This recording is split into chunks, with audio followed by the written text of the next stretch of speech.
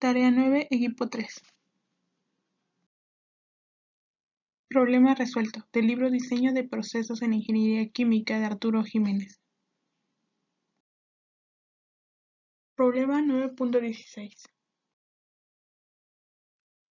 Se tiene 5 corrientes de proceso, entre las cuales se desea diseñar una red de intercambiadores de calor, suponiendo una delta T mínima de 10 grados centígrados. Aplique el método de punto de pliegue. Las especificaciones de las corrientes son las siguientes. En la tabla se muestran 2 corrientes calientes, H1 y H2, y 3 corrientes frías, C1, C2 y C3. El problema nos pide a. Los requerimientos mínimos de servicios. b. El punto de pliegue para las corrientes calientes y frías. c. El número mínimo de unidades que se requieren. d. Una red de intercambiadores de calor que consuma la mínima cantidad de servicios, usando el menor número de equipos. Y finalmente responde la pregunta: ¿es compatible el número de equipos que se predijo en el inciso C con el que se usó en el D? Explique la concordancia o la discrepancia entre ambos resultados. Solución. Para el paso 1 se ajustan las temperaturas de las corrientes calientes, restando a cada una de ellas el valor de delta T mínima, con referencia a las temperaturas ajustadas. Se ordenan de mayor a menor sin tomar en cuenta los valores duplicados como se muestra en la tabla.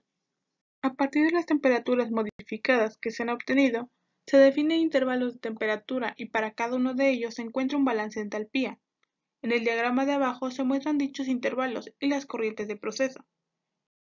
El balance de entalpías es igual al WCP de las corrientes calientes menos el WCP de las corrientes frías, por una diferencia de temperatura.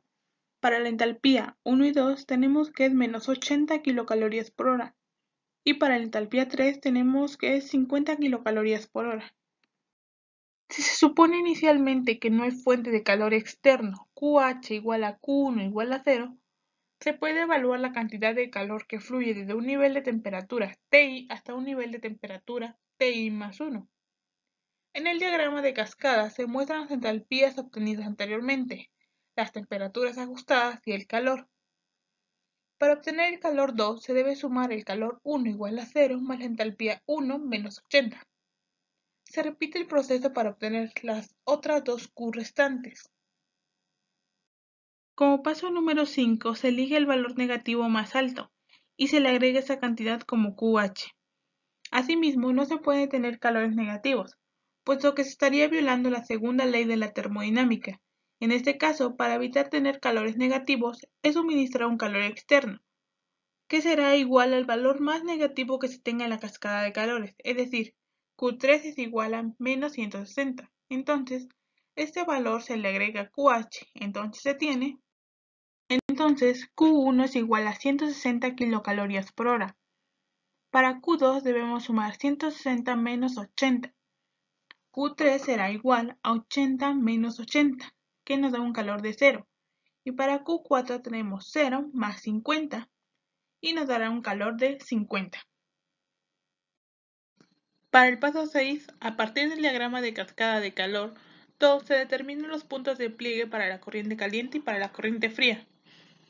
Se observa que el punto de pliegue será aquel que el calor sea igual a 0.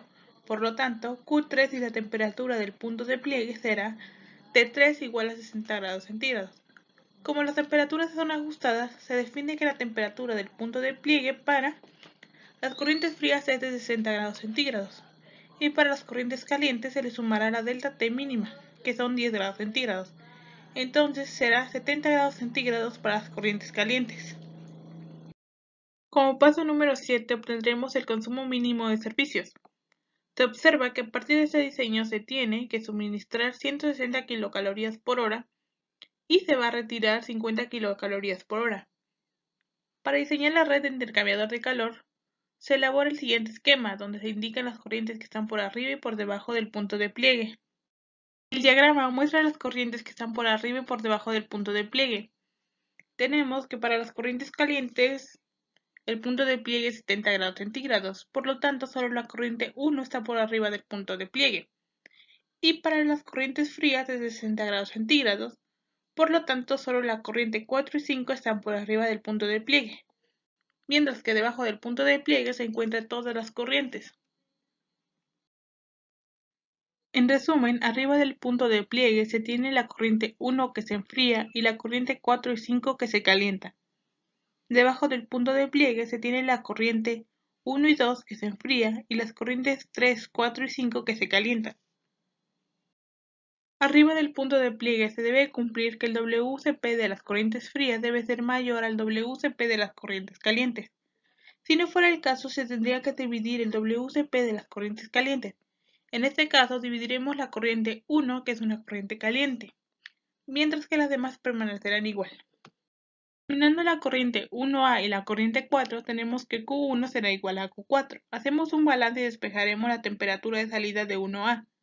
Por lo tanto, obtenemos una temperatura de 72.5 grados centígrados.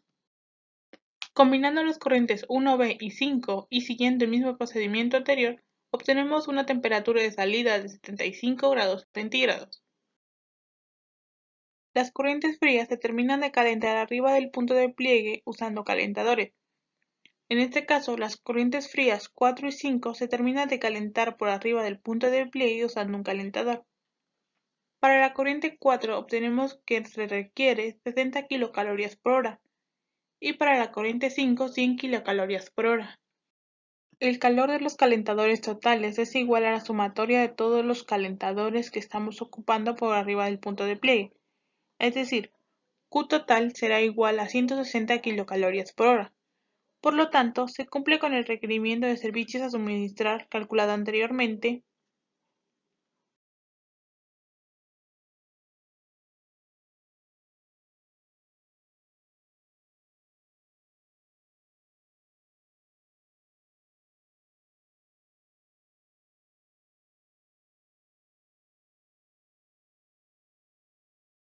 Debajo del punto de pliegue se tienen las corrientes 1 y 2 que se enfrían y las corrientes 3, 4 y 5 que se calientan.